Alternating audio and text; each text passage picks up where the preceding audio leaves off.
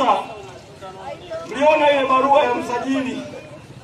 Msajili alitoa taarifa kwa umma, akasema kwamba nini? Kwamba alitambui, si ndio?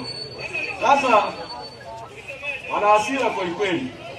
Kwanza hasira yao ya kwanza na mimi ni namna ambavyo nilisimamia uchaguzi wa chama Januari 21, 2025 pale Mlimani City kwa haki kweli kweli.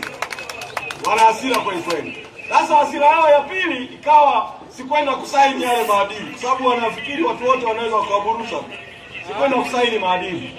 Hasira yao ya tatu ikaongezeka sisi tulipozindua no reform no election.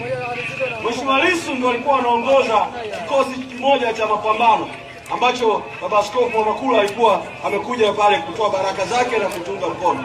Kikosi kingine kikawa kinaongozwa na Mheshimiwa Heche, makamu mwenyekiti. Wao wakafikiria kwamba wakimkamata Lissu sisi tutarudi Dar es Salaam, yeye akiwa gerezani tutakuwa tunahangaika tu, safari za gerezani, safari za mahakamani. Wakati wanamkamata Lissu, mimi sikuwepo kwenye mikutano ya hadhara kabisa. Nilikuwa kwenye mambo ya mafunzo ya viongozi, kazi za ofisi ndani, sikuwa kabisa majukwani kabisa kwa muda mrefu tu. Wamemkamata Lissu, tukakaa tukashauriana kwamba hao wamemkamata Lissu ili kukwamisha mikutano ya no reform no election.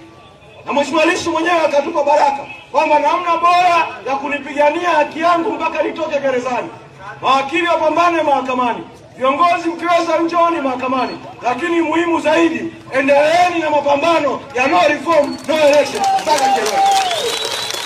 Sasa baada ya kauli ile lazimika nitoke ofisini na mafunzoni huko niingie kwenye siasa za jukwaa. Unajua Chadema ni kama timu yenye kikosi kipana hivi, kikosi kipana kweli. Yaani umemkamata Lissu umemweka ndani, anatoka super sub mwingine anaingia, mechi inaendelea. Sasa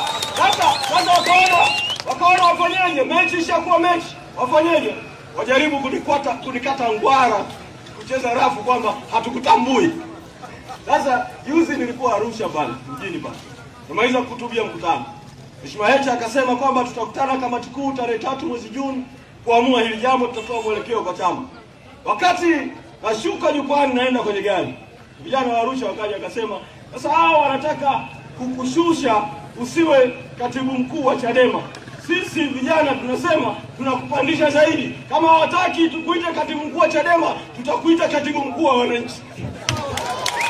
Sasa jana nikawa Karatu pale. Wazee wakanipa ile fimbo pale na ule mkolole pale. Nikauliza watu wa Karatu, mnaonaje hii hoja ya watu wa Arusha? Karatu wakasema hiyo safi sana. Sasa niwaulize na Mabati.